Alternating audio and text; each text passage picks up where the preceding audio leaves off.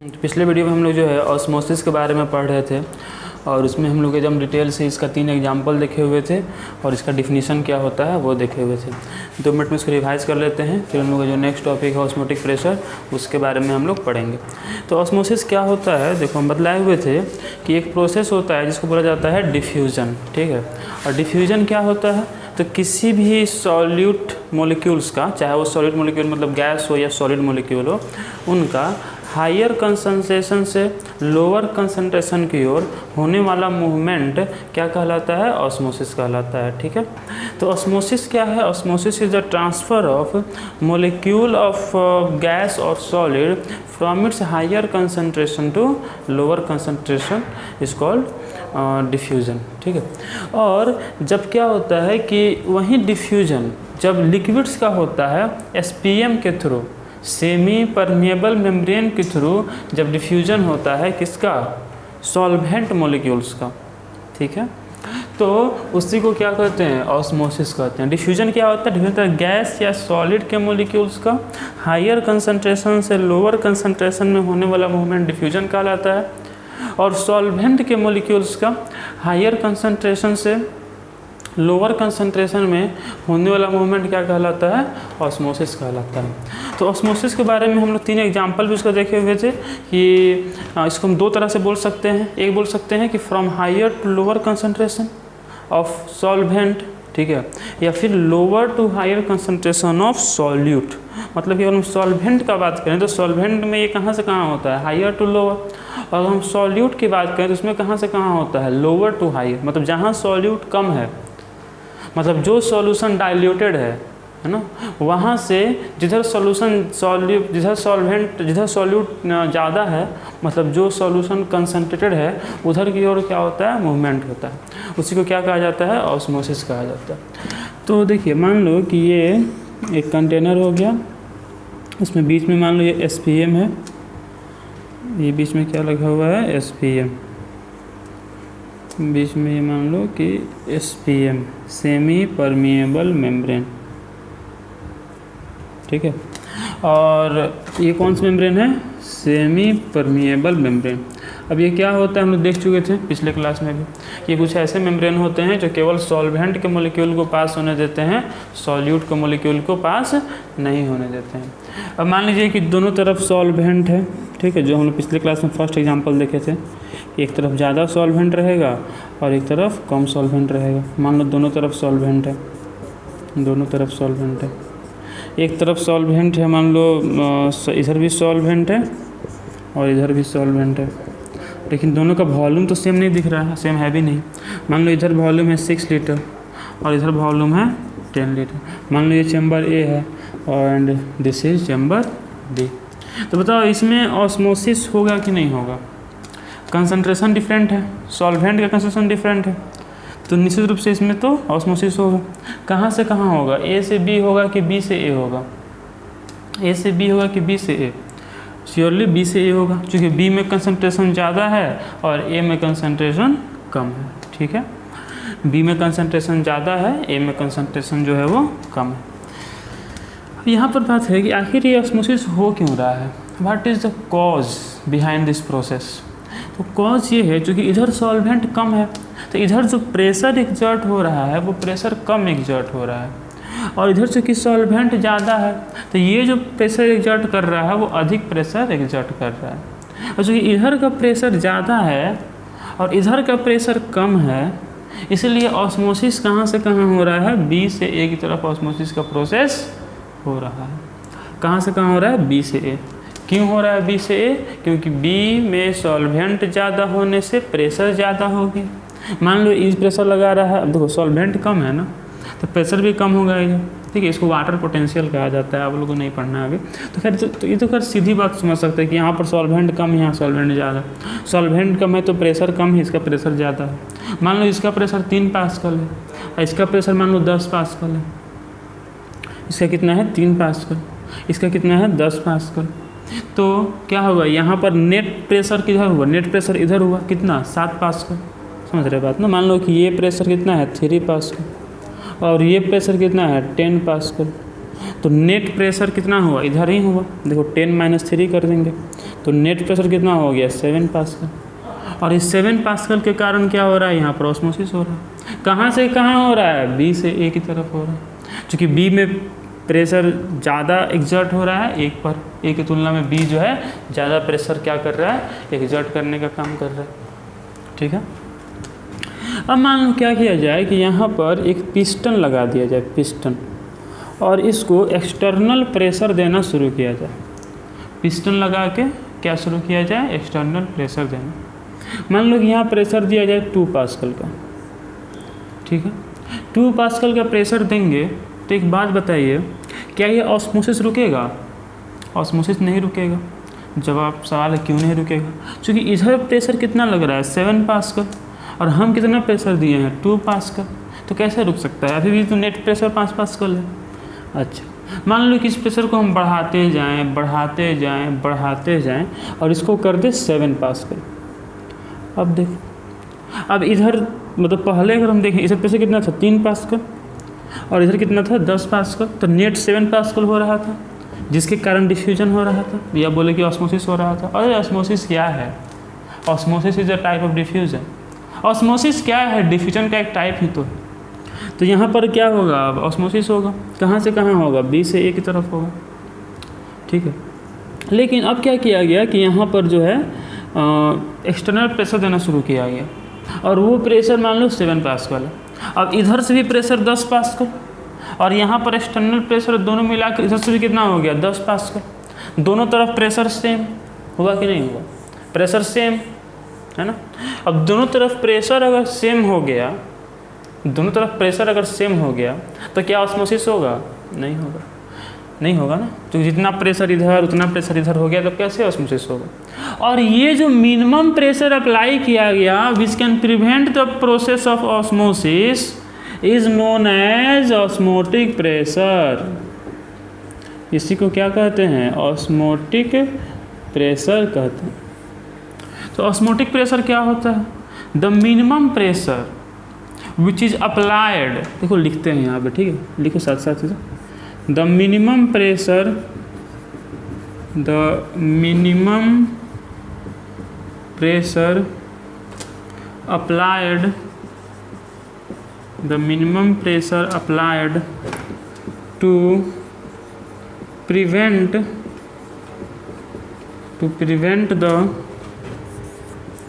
process of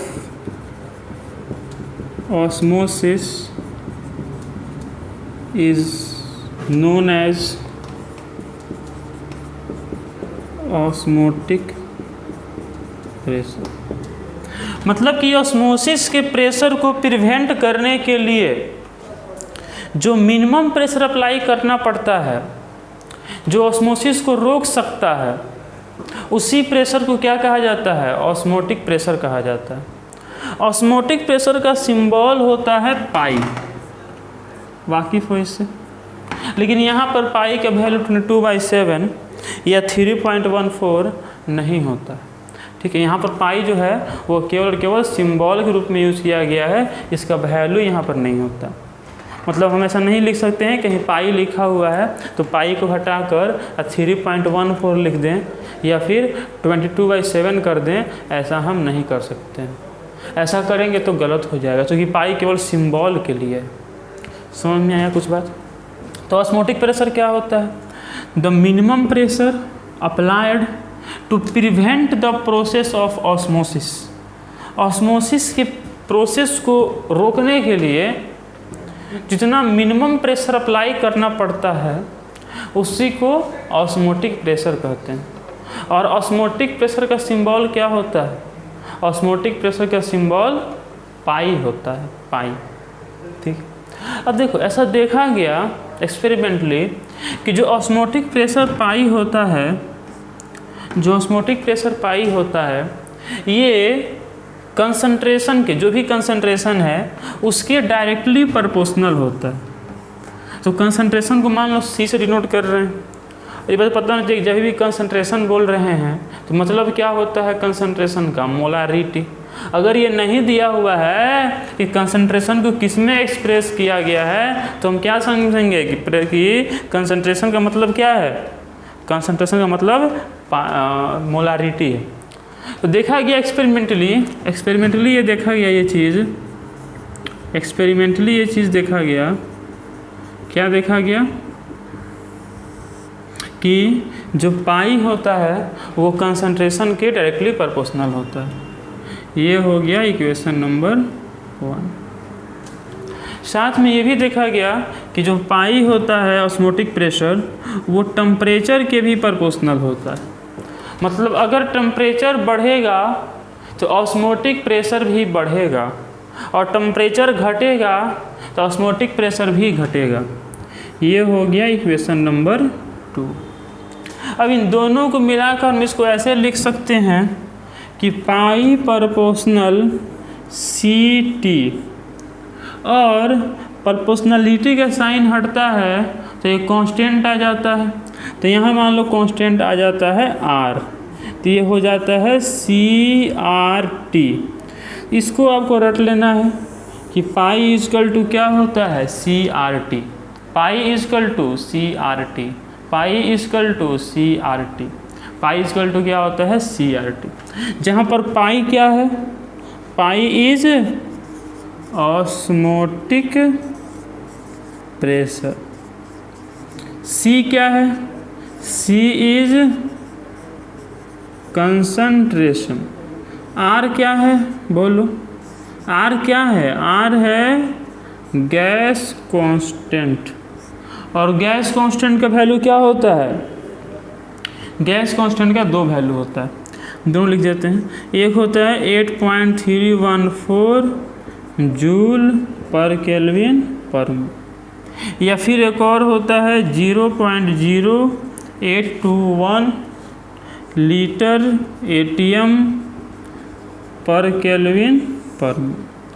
अब देखो दोनों को यूज़ करने का अलग अलग जगह है। जैसे कि जहाँ पर ये यूज़ कहाँ करेंगे, ये वहाँ यूज़ करेंगे जहाँ पर वर्क या एनर्जी या इससे रिलेटेड कोई चीज़ दिया हुआ हो, मतलब जहाँ ये जूल दिया हुआ हो, बेसिकली जूल दिया हुआ है।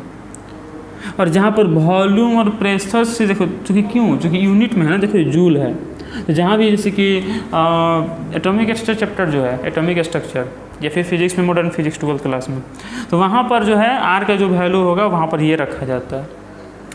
और ये कहाँ यूज़ किया जाता है, देखो इसमें क्या, इसमें लीटर है, ATM है। लीटर मतलब क्या होता है वॉल्यूम, ATM क्या है प्रेशर। तो जहाँ पर वॉल्यूम और प्रेशर से संबंधित कुछ चीज़ें हैं वहाँ पर ये वाला वैल्यू 0.0821 वाला यूज़ किया जाता है।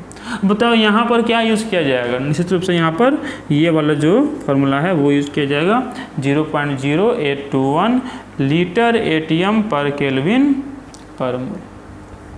और T क्या है, T टेम्परेचर है, और आपको हमेशा टेम्परेचर किस में लेना होता है, केल्विन में, तो पता ही होगा। क्योंकि टेम्परेचर का SI यूनिट क्या होता है, टेम्परेचर का SI यूनिट केल्विन होता है, केल्विन। तो पाई इजकल टू क्या हुआ, पाई इजकल टू हुआ CRT। Pi is osmotic pressure, C is concentration, R is gas constant, T is nothing but temperature. इतनी बात लिख लिए। क्या क्या लिखना था, देखो ऑस्मोसिस तो कल ही लिख लिए थे कि ऑस्मोसिस क्या होता है। ऑस्मोसिस होता है, क्या होता है osmosis, osmosis is the transfer of solvent molecule from its higher concentration to lower concentration through semi permeable membrane is called osmosis. And what is osmotic pressure, the minimum pressure required to prevent the process of osmosis is called osmotic pressure। और osmotic pressure का symbol क्या होता है, पाई। और osmotic pressure पाई का expression क्या होता है, जिसे पढ़े ना, जो वो था elevation in boiling point delta TB। तो डेल्टा TB इक्वल टू क्या होता है, KB इंटू M। जैसे पढ़े depression in freezing point delta TF, तो डेल्टा TF का एक्सप्रेशन क्या होता है, KF इंटू M। वैसे ही osmotic pressure pi equal to क्या होता है, CRT। Pi equal to CRT osmotic pressure. तो ऑस्मोटिक प्रेशर CRT, C क्या है? कंसंट्रेशन। कंसंट्रेशन मतलब कि मोल पर लीटर, मतलब कि मोलारिटी की बात हो रही है। इतनी बात लिख लिया। चलो अब इस पर हम लोग एक दो क्वेश्चन करते हैं। तो इस पर देखो कुछ हार्ड क्वेश्चन आ नहीं सकता है, सिंपल देखो, पॉलिटिकल बहुत आसान टॉपिक है, बस आपको फार्मूला याद रहना चाहिए। मान लो दिया हुआ है कि फाइंड द ऑस्मोटिक प्रेशर, आता है इस तरह क्वेश्चन बोर्ड में, 2 नंबर या फिर 3 नंबर में आ सकता है, 3 नंबर तो शायद नहीं होता है, 2 मार्क्स में आ सकता है। फाइंड द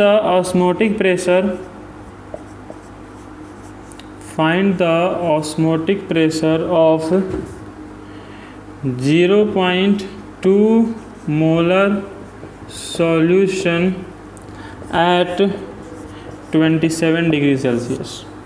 बनाइए खुद से, वीडियो को पॉज कीजिए और खुद से बनाइए। बन गया। देखो ऑस्मोटिक प्रेशर निकालना है, क्या क्या दिया हुआ है? तो सॉल्यूशन का मोलारिटी दिया है, मोलारिटी मतलब कंसंट्रेशन। टेम्परेचर दिया है, आपको क्या निकालना है? पाई निकालना है, ऑस्मोटिक प्रेशर निकालना है। तो पाई इक्वल टू क्या होता है? बोलो, pi equal to CRT। C मतलब कि कंसंट्रेशन, और कंसंट्रेशन कितना दिया हुआ है? 0.2। R क्या है? R है गैस कांस्टेंट, और गैस कांस्टेंट यहाँ पर क्या यूज़ किया जाता है? 0.0821। तो क्या हो जाएगा यहाँ पे? 0.0821 इंटू टेम्परेचर कितना हो जाएगा? 27 है।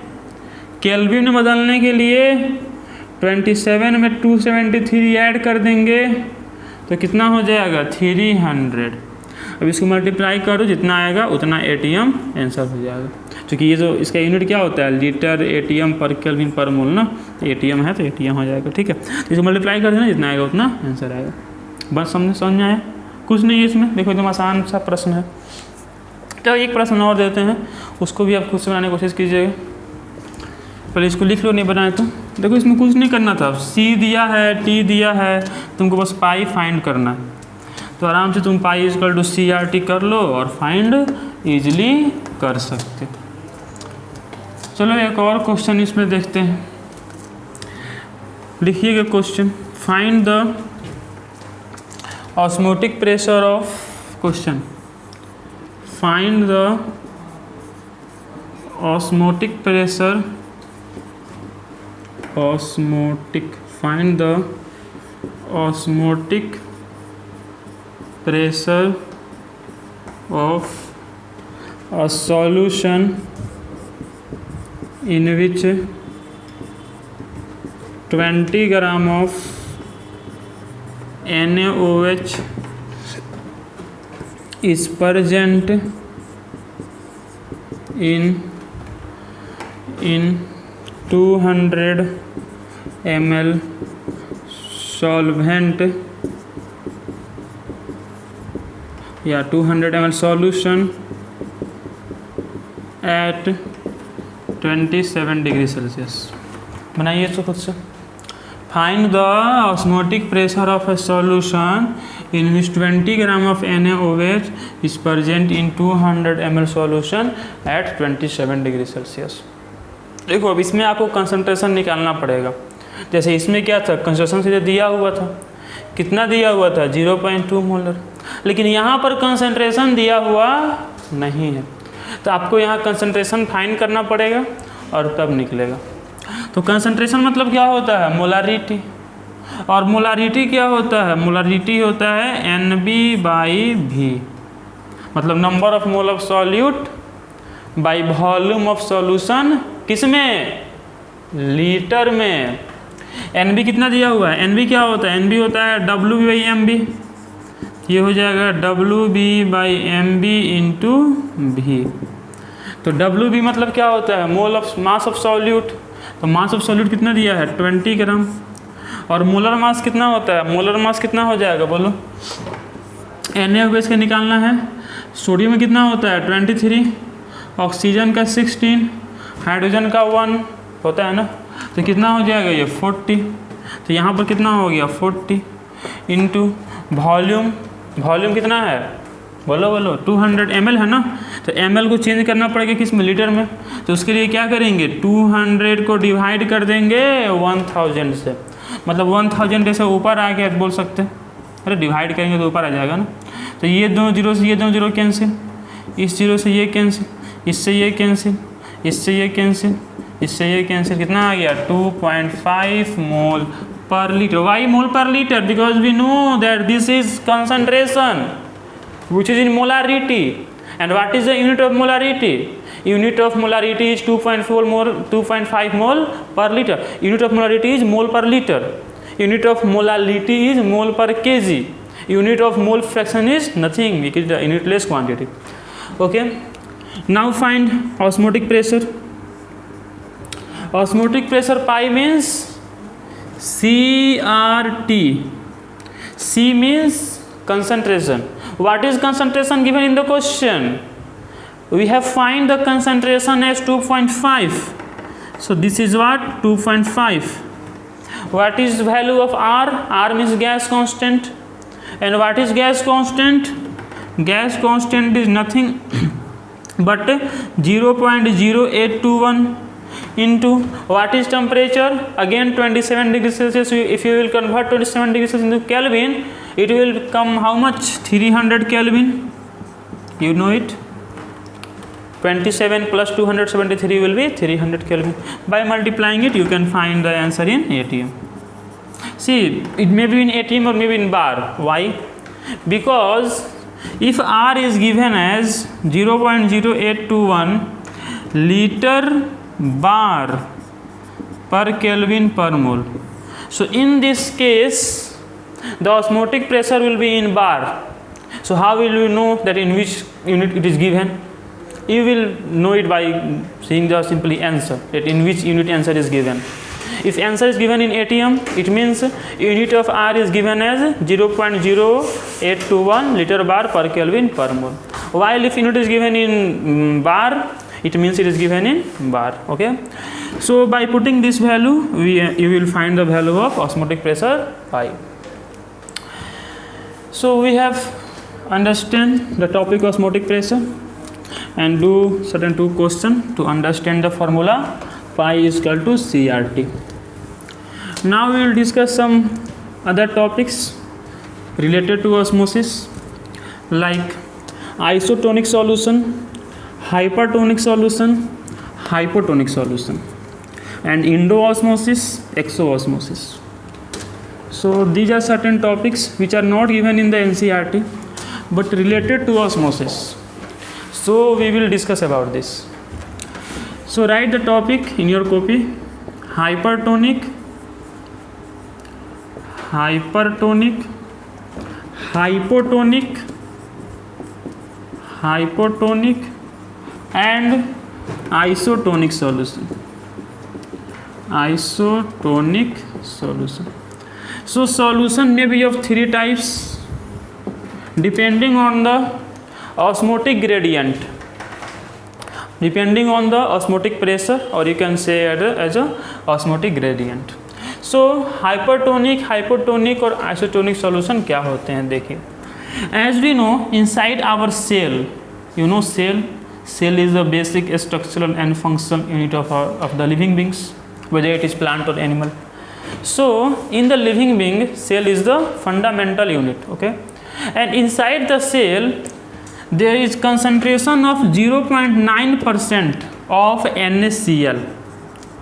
Inside the cell NaCl is present. And what is percentage of NaCl present inside the cell? It is 0.9%. Okay, means inside the cell 0.9% NaCl is present.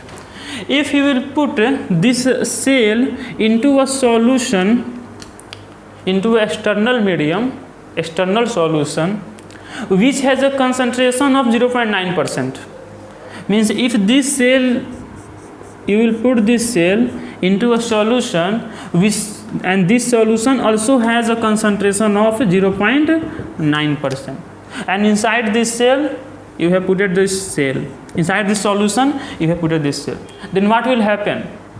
Is there concentration difference? No. Inside the cell the concentration is 0.9% and outside the cell it is 0.9%. So there is no any concentration difference. और चूँकि कोई भी concentration difference नहीं है तो क्या यहाँ पर osmosis होगा? नहीं होगा. Because we know that osmotic process or osmosis happens due to pressure and this pressure arises due to concentration difference. And since there is no any concentration difference, so there will no any net higher pressure, both sides of pressure will be same, and so osmosis will not occur in this case. So this type of solution is known as isotonic solution.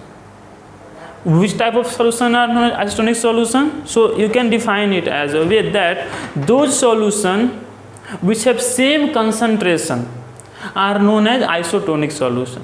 वैसे solution जिनका concentration same हो, या बोल सकते कि जिनका osmotic pressure same हो, जिनका क्या सेम हो? ऑस्मोटिक प्रेशर सेम हो, वैसे सॉल्यूशन क्या कहलाते हैं? आइसोटोनिक सॉल्यूशन कहलाते हैं. ठीक है, तो चाहो तो लिख लो, इसको लिख देते हैं यहाँ पे. दोज सॉल्यूशंस, लिखो साथ में इसको, those solutions which have same osmotic pressure, which have same osmotic pressure. And what is symbol of osmotic pressure? It is pi. There is no value of pi like 3.1422/7. No, it is just a symbol pi. So वैसे solution जिनका osmotic pressure same होता है उसे क्या कहा जाता है? Isotonic solution कहा जाता है. ठीक है, या हम बोल सकते हैं कि उसे सॉल्यूशन जिनका कंसंट्रेशन सेम होता है. Because we know that osmotic pressure depends on two things, one is temperature and second is concentration. That's why pi proportional C, pi proportional T, and we got formula pi is equal to CRT, where R is the constant. So in this solution concentration is same, and since concentration is same, you can call that they have a same osmotic pressure. Now come to the hypertonic and hypotonic solution. मान लीजिए कि यही cell है और cell के अंदर concentration कितना होता है? 0.9%. किस चीज़ का? NaCl का. समझ रहे बात ना? 0.9% का मतलब क्या हुआ कि 100, मान लो कि 100 ml अगर उसके अंदर वॉल्यूम है सेल के अंदर, तो NaCl कितना है? 0.9 ml. मतलब कुछ ऐसा ये नहीं होता है परसेंटेज में. तो 0.9% कंसंट्रेशन है सेल के अंदर NaCl का, और इस सेल को ले जाकर रखा गया एक ऐसे सॉल्यूशन में which has a concentration more than 0.9%. Means कि जो बाहरी सॉल्यूशन है, जो एक्सटर्नल सॉल्यूशन है, उसका कंसंट्रेशन ज़्यादा है सेल के अंदर के कंसंट्रेशन से. मतलब सेल के अंदर 100 ml में या 100 ग्राम मान लो कि उसके अंदर अमाउंट 100 ग्राम है, 100 ग्राम होता नहीं है पता है हमको, लेकिन मान लो समझने में आसानी रहेगा. 100 ग्राम मान लो कि सेल के अंदर अगर अमाउंट है, ठीक है, तो उसमें NaCl कितना ग्राम है? 0.9 ग्राम. अब इसको ऐसे सॉल्यूशन में जाकर रखा गया जहाँ पर 100 ml में जो या 100 ग्राम में जो सॉल्ट है, जो NaCl है, वो 0.9 ग्राम से ज़्यादा है. मतलब मान लो कि 1 ग्राम है या 2 ग्राम है. मतलब कि हम क्या कर रहे हैं कि सॉल्यूशन का कंसंट्रेशन ज़्यादा है सेल के कंसंट्रेशन से. तो अगर सॉल्यूशन का कंसंट्रेशन सेल के कंसंट्रेशन से ज़्यादा है तब तो निश्चित ही ऑस्मोसिस होगा, क्योंकि जहाँ भी कंसंट्रेशन डिफरेंस होता है वहाँ पर ऑस्मोसिस होता है. ऑस्मोसिस होता है क्यों है? डिफ्यूजन होता है क्यों है? Due to concentration difference. Concentration को सेम करने के लिए होता है कि कंसंट्रेशन इक्विलिब्रियम में आ जाए, बराबर हो जाए, है ना. तो यहाँ पर चूँकि कंसंट्रेशन डिफरेंस है इसलिए यहाँ पर क्या होगा? ऑस्मोसिस होगा. अब बताना ये है कि ऑस्मोसिस जो होगा, ऑस्मोसिस क्या है?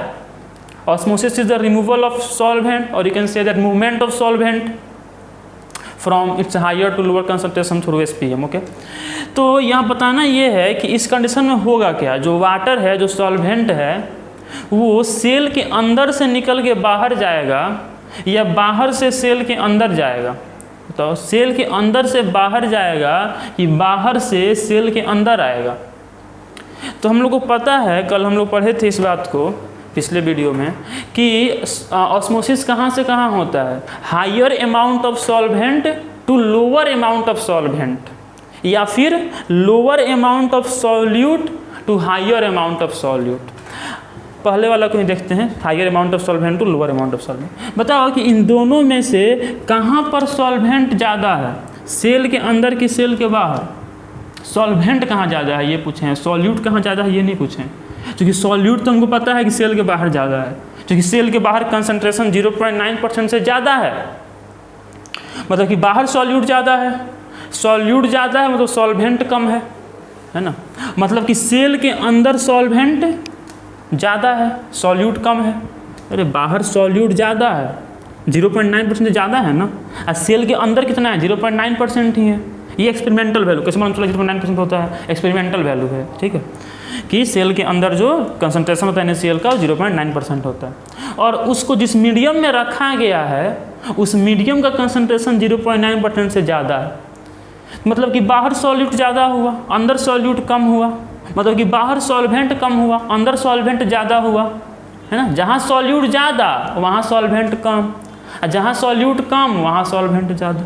तो बताओ ऑस्मोसिस कहाँ से कहाँ होगा, सेल से बाहर कि बाहर से सेल? कहाँ से कहाँ होगा, सेल से बाहर होगा, क्योंकि सेल के अंदर सॉल्वेंट ज़्यादा है और सेल के बाहर सॉल्वेंट कम है, सॉल्यूट ज़्यादा है। तो ऑस्मोसिस कहाँ से कहाँ होता है, higher amount of solvent to lower amount of solvent. तो इसके अंदर सॉल्वेंट ज़्यादा, इसके बाहर सॉल्वेंट कम, तो यहाँ से क्या होगा, ऑस्मोसिस होगा। तो उसके रिजल्ट में क्या होगा, सेल स्वेलिंग हो जाएगा कि सेल श्रिंक हो जाएगा, सेल जो है वो सिकुड़ जाएगा कि फूल जाएगा, क्या होगा बोलो?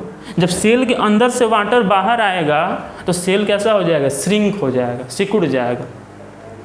और इसको बोलते हैं एक्सोऑस्मोसिस। इसको क्या बोलते हैं, एक्सोऑस्मोसिस। दो चीज़ें और भी होती हैं, एक होता है इंडोऑस्मोसिस, लिख लीजिए इसको भी, एक होता है इंडोऑस्मोसिस और एक होता है एक्सोऑस्मोसिस। इंडोऑस्मोसिस और एक्सोऑस्मोसिस, हिंदी में बाह्य प्राशन अंतःप्राशन कुछ कहा जाता है, लेकिन होता है इंडोऑस्मोसिस और एक्सोऑस्मोसिस।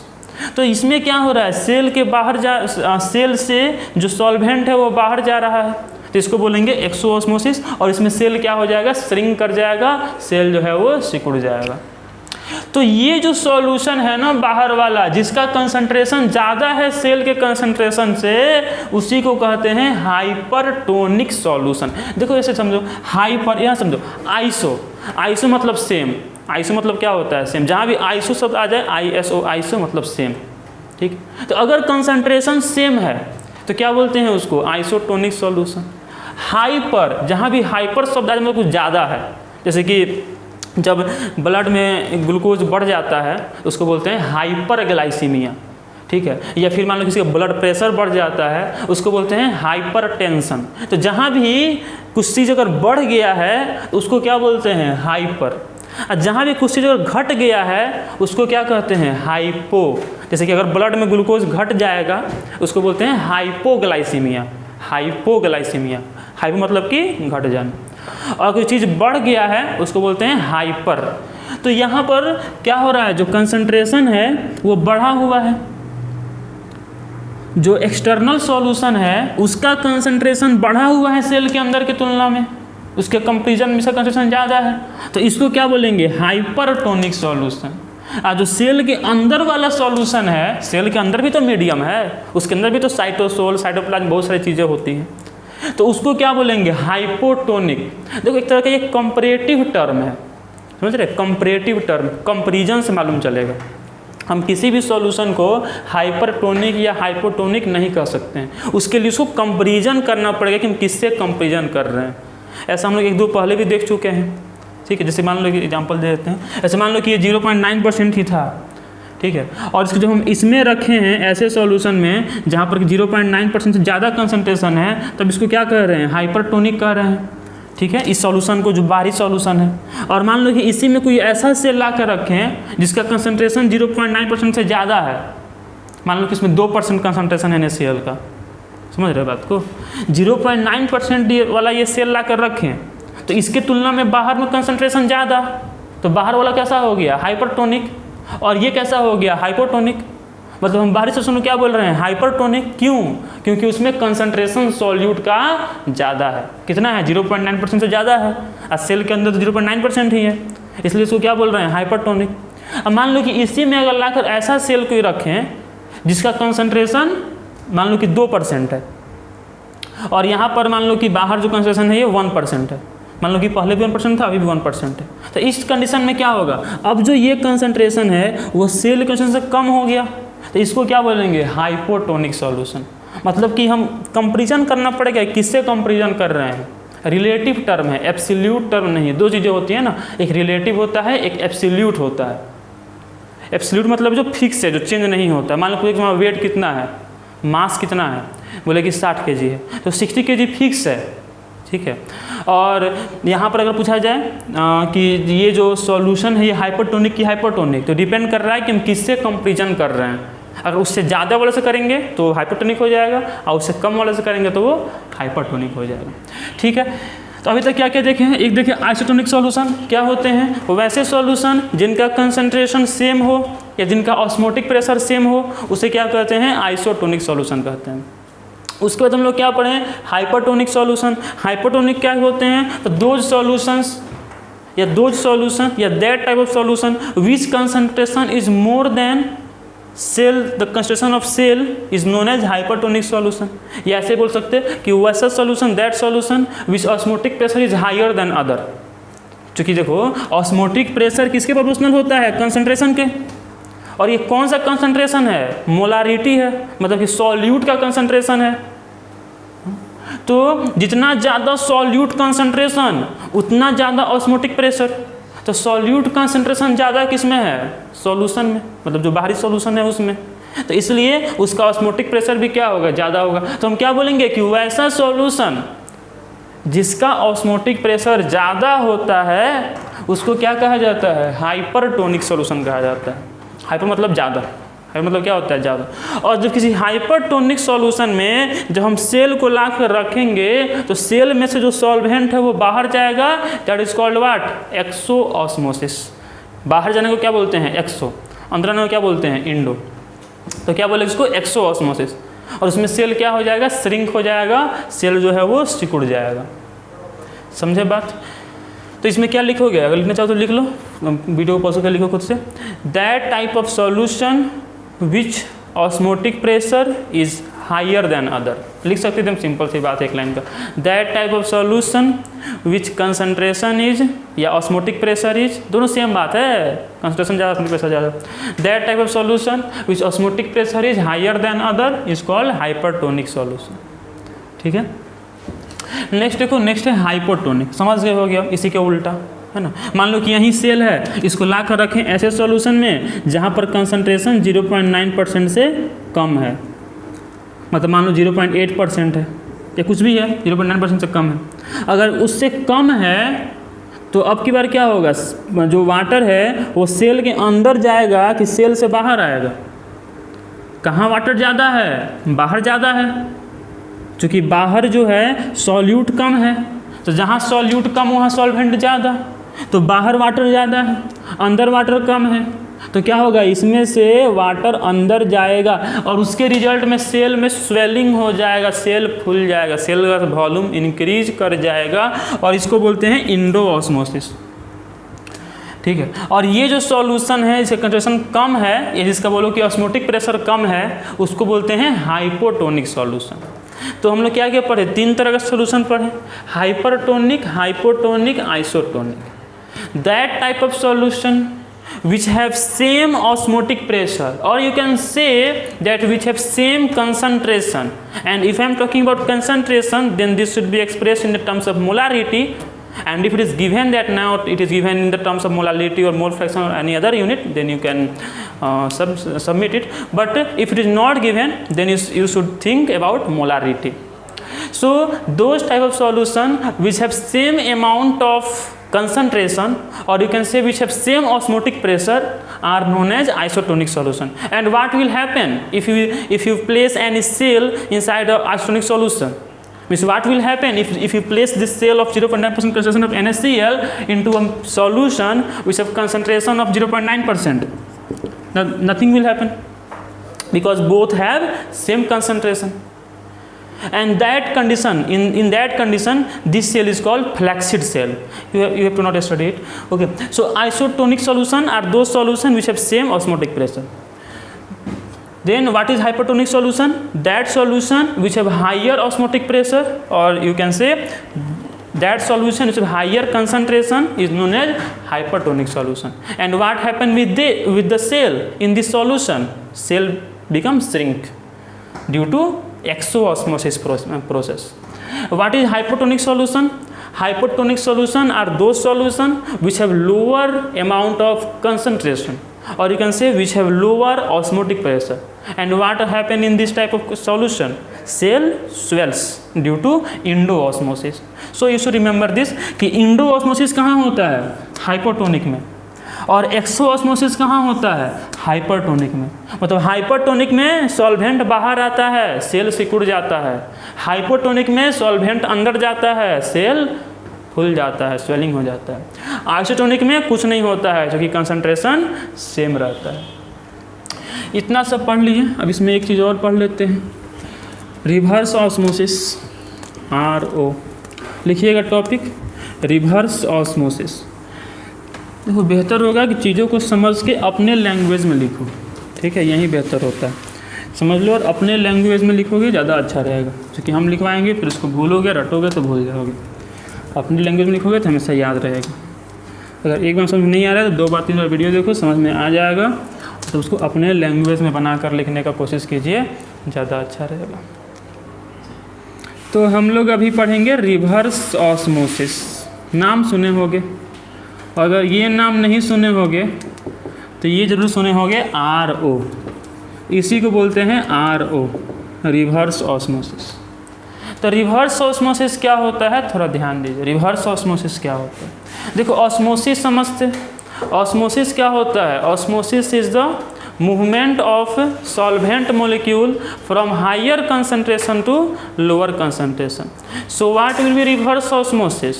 ऑस्मोसिस का उल्टा रिवर्स ऑस्मोसिस। ऑस्मोसिस में हायर टू लोअर होता है, तो इसमें क्या होगा? लोअर टू हायर होगा। अब वो कैसे होगा थोड़ा समझो। मान लो ये एक चैम्बर दिया हुआ है, एक मान लो ऐसे दिया हुआ है यूटेंसिल कंटेनर एक दिया हुआ है, इसमें कि SPM यूज़ किया गया है। SPM मतलब सेमी परमिएबल मेम्ब्रेन, ये मान लो इसमें यूज़ किया गया है, ठीक है। ये कौन सा मेम्ब्रेन है? SPM, semi permeable membrane. मान लीजिए कि इधर जो सॉल्वेंट है वो 6 लीटर है, एकदम फर्स्ट एग्जांपल जो पढ़े थे वहीं सॉल्वेंट है, दोनों तरफ सॉल्वेंट है। एक तरफ कितना है? 6 लीटर, और एक तरफ मान लीजिए 10 लीटर है। एक तरफ कितना है? 10 लीटर। मान लीजिए ये चैम्बर A है, ये चैम्बर B है, तो बताओ ऑस्मोसिस होगा कि नहीं होगा? होगा, शुरू से पढ़ रहे हैं, कल भी वीडियो में देखे थे। ऑस्मोसिस कहाँ से कहाँ होगा? A से B होगा कि B से A होगा? तो जहाँ सॉल्वेंट ज़्यादा है वहाँ से जहाँ सॉल्वेंट कम है उधर की ओर होता है। तो सॉल्वेंट ज़्यादा कहाँ है? B में, और सॉल्वेंट कम किधर है? A में।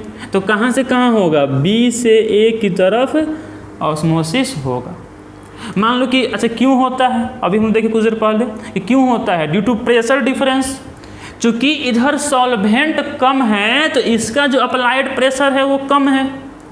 हाँ, इधर सॉल्वेंट ज़्यादा है तो इसका जो अप्लाइड प्रेशर है वो ज़्यादा है, तो नेट प्रेशर इधर ज़्यादा हो जाता है। And due to this net pressure osmosis occurs and the passing of molecule of solvent occurs from its higher to lower concentration.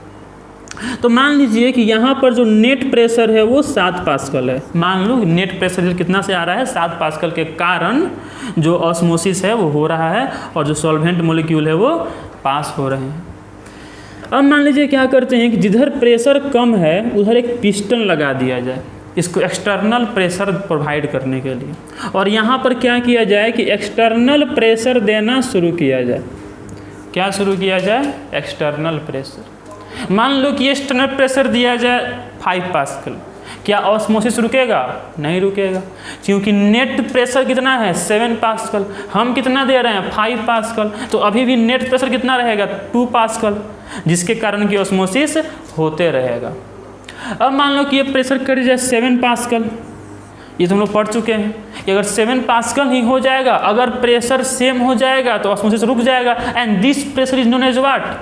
This is known as osmotic pressure. What is osmotic pressure?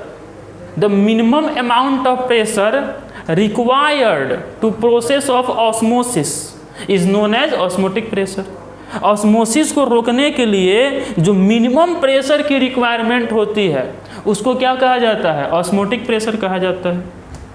तो इधर अगर 7 pascal से आ रहा है और हम भी इधर अपोजिट साइड में अगर 7 पास्कल का प्रेशर एक्सर्ट करेंगे तब तो ये प्रोसेस ऑस्मोसिस का रुक जाएगा। लेकिन अब मान लो कि यहाँ पर बात रुका नहीं, अब यहाँ पर प्रेशर को और बढ़ाया गया, मान लो कि बढ़ा कर दिया गया 9 पास्कल। अब इसमें होगा कि नहीं? अब इसमें ऑस्मोसिस होगा कि नहीं होगा? अब होगा। लेकिन अब कहाँ से कहाँ होगा? क्या बी से ए होगा? नहीं। ऑस्मोसिस कहाँ से कहाँ होता है? हायर टू लोअर होता है। तो किधर ज़्यादा है प्रेशर? ए की तरफ से ज़्यादा प्रेशर लग रहा है ना। इधर 9 पास्कल हो गया, 7 पास्कल ही है, तो 2 पास्कल इधर एक्स्ट्रा प्रेशर है, उसके कारण यहाँ ऑस्मोसिस शुरू होगा। और ऑस्मोसिस शुरू होगा तो मान लो कि यहाँ पर हम एक लगा दिए कंटेनर, इसमें कि हम जो भी सॉल्वेंट आएगा उसको कलेक्ट करेंगे। तो ये जो ऑस्मोसिस हो रहा है वो कहाँ से कहाँ हो रहा है? Higher concentration to lower concentration of solute, और you can say that lower concentration to higher concentration of solvent. कहाँ से कहाँ हो रहा है? सॉल्वेंट के लोअर कंसंट्रेशन से हायर कंसंट्रेशन की तरफ हो रहा है। और क्यों हो रहा है? Due to application of higher amount of pressure than osmotic pressure. जब ऑस्मोटिक प्रेशर से ज़्यादा प्रेशर अप्लाई करते हैं तो ऑस्मोसिस का जो प्रोसेस है वो रिवर्स हो जाता है, उल्टा हो जाता है, और उस प्रोसेस को ही क्या कहा जाता है? Reverse osmosis.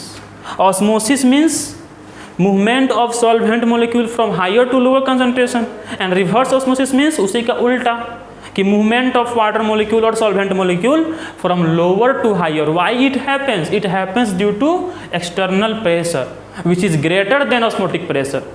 If external pressure is greater than osmotic pressure, then process of osmosis become reverse. The direction of osmosis become reverse, and the process of osmosis starts from the lower concentration to higher concentration of solvent, and this is known as what? This is known as reverse osmosis. So what is its application? इसका use क्या है? क्यों करते हैं reverse osmosis? तो इसका use जो होता है वो होता है फॉर डिसैलिनेशन प्रोसेस। किसके लिए होता है? डिसैलिनेशन प्रोसेस के लिए होता है। डिसैलिनेशन का मतलब क्या है? इसका मतलब ये है कि जो सी वाटर होता है, ओशियन में सी में जो वाटर है उसमें क्या होता है कि सॉल्ट का कंसंट्रेशन बहुत ज़्यादा होता है, जो साल्ट होता है उसमें बहुत ज़्यादा होता है, और उस वाटर को हम पी नहीं सकते हैं, ठीक है, वो ड्रिंकिंग पर्पज़ के लिए सही नहीं होता है क्योंकि इसमें साल्ट बहुत ज़्यादा है। नॉर्मली क्या होता है कि हम लोग जो वाटर निकालते हैं, ग्राउंड वाटर जो होता है, ज़मीन के अंदर से जो पानी निकलता है, उसमें जो सॉल्ट कंसंट्रेशन है वो 3% या उससे कम होता है, ठीक है, उसमें भी सॉल्ट होता है लेकिन लोअर देन 3%। अगर हम बात करें सी में, तो सी में जो वाटर है उसका कंसंट्रेशन जो होता है वो 30 to 35% होता है, 30 से 35%। और कहाँ पर? सी में, सी वाटर में 30 to 35% क्या होता है? सॉल्ट होता है। वहीं अगर हम बात करें कुछ हाइपर लैगून्स होते हैं, बोलते हैं हाइपर लैगून्स। हाइपर लैगून्स, हाइपर लैगून्स क्या होते हैं? तो ये केवल जो है मेल्टेड सॉल्ट है, यहाँ पर 100% सॉल्ट होता है, 100% सॉल्ट, वाटर होता ही नहीं है, केवल साल्ट जो है वही मेल्टेड फॉर्म में होता है। इस मान लो कि इस तरह NaCl को अगर हम रख देंगे टेबल पे या हाथ पे कुछ रख दें तो क्या हो जाएगा? मेल्ट हो जाएगा, पिघल जाएगा। पिघलेगा कि नहीं पिघलेगा? पिघलेगा। तो वैसे ही जो सॉल्ट है वो पिघल जाता है, मेल्ट हो जाता है, और ये हाइपर लैगून्स बनते हैं। क्या यहाँ पर कोई भी ऑर्गेनिज्म सर्वाइव कर सकता है? नहीं कर सकता है, क्योंकि यहाँ सॉल्ट बहुत ज़्यादा होता है जो कि किसी भी तरह का सेल मेम्ब्रेन हो या कुछ भी हो उसको हाइड्रोलाइज कर देगा, गला देगा, नष्ट कर देगा, डिस्ट्रॉय कर देगा। लेकिन कुछ बैक्टीरिया यहाँ भी होते हैं। खैर, तो इस प्रोसेस का यूज़ कहाँ किसके लिए होता है? For desalination process and to make sea water suitable for drinking purpose. मतलब कि सी वाटर को ड्रिंकिंग पर्पस के लिए सुटेबल बनाने के लिए इस प्रोसेस का यूज़, रिवर्स ऑस्मोसिस का यूज़ किया जाता है। इसमें क्या करेंगे? जिधर हमको एक्सटर्नल प्रेशर देना है उधर हम जो भी सी वाटर है उसको रख देंगे, जो भी सी वाटर है, जो भी मतलब समझो कि जो भी इम्प्योरिटी वाला वाटर है, जिसमें बहुत ज़्यादा इम्प्योरिटी है, उसको हम क्या करेंगे, रख दिए इस चैम्बर में और वहाँ पर दिए एक्सटर्नल प्रेशर। तो ये जो वाटर है ये रिवर्स और ये इस एसपीएम के थ्रू जो वाटर है वो इस चैम्बर से जो नेक्स्ट चैम्बर है इसमें आ जाएगा, केवल वाटर आएगा, उसमें जो घुला हुआ इम्प्योरिटी है वो नहीं जाएगा। क्यों? क्योंकि ये क्या है, एसपीएम, और एसपीएम केवल किसको अलाउ करता है, केवल सॉल्वेंट मॉलिक्यूल को अलाउ करता है, सॉल्यूट मॉलिक्यूल को अलाउ नहीं करता है। तो यहाँ पर जो सॉल्यूट मॉलिक्यूल है वो नहीं जा पाएगा, मतलब जो भी उसमें सॉल्ट या इम्प्योरिटी जो भी मिले हुए हैं वह इस एसपीएम से अलग चैम्बर में नहीं जा पाएंगे। केवल क्या गया, केवल H2O गया, उस H2O कलेक्ट कर लिया गया और उसको ड्रिंकिंग पर्पस के लिए यूज कर सकते हैं। तो इस रिवर्स ऑस्मोसिस किस लिए होता है, for drinking, for desalination of saline water to make it suitable for the drinking purpose. ठीक है, और रिवर्स में होता क्या है, लिख लो, नहीं लिखे तो कि लिख लेना, लिखना पॉइंट देके, इफ प्रेशर, वीडियो को पॉज करके लिखना, if pressure higher than osmotic pressure is applied, if pressure higher than osmotic pressure is applied, then direction of osmosis gets reverse, then direction of osmosis gets reverse, this is known as reverse osmosis। समझे बात को, main चीज़ समझना है, समझे बात को, समझना क्या क्या समझे कि रिवर्स ऑस्मोसिस क्यों होता है। तो जब हम ऑस्मोटिक प्रेशर से ज़्यादा प्रेशर अप्लाई करते हैं तो ऑस्मोसिस का डायरेक्शन अपोजिट हो जाता है, रिवर्स हो जाता है। पहले लोअर टू हायर हो रहा था, अब हायर टू लोअर हो रहा है under this external pressure, and this process is known as what, this is known as reverse osmosis used for desalination of saline water. ठीक है, तो आज का वीडियो यहीं पर ख़त्म करते हैं। आज जो जो चीज़ पढ़े उसको नोट्स बना लीजिएगा और अच्छे से उसको रिवाइज करते रहिएगा। अगले वीडियो में हम लोग एक और इसमें बचा हुआ है ना, रिलेटिव लोडिंग वेव प्रेशर, वो पढ़ेंगे, और वॉन्ट ऑफ फैक्टर के बारे में एक दो कुछ और जो टॉपिक बचा हुआ है उसको हम लोग नेक्स्ट वीडियो में देखेंगे। नेक्स्ट वीडियो लास्ट वीडियो होगा, उसके बाद ये चैप्टर कंप्लीट हो जाएगा। ठीक है, तब तक के लिए पढ़ाई करते रहें, धन्यवाद।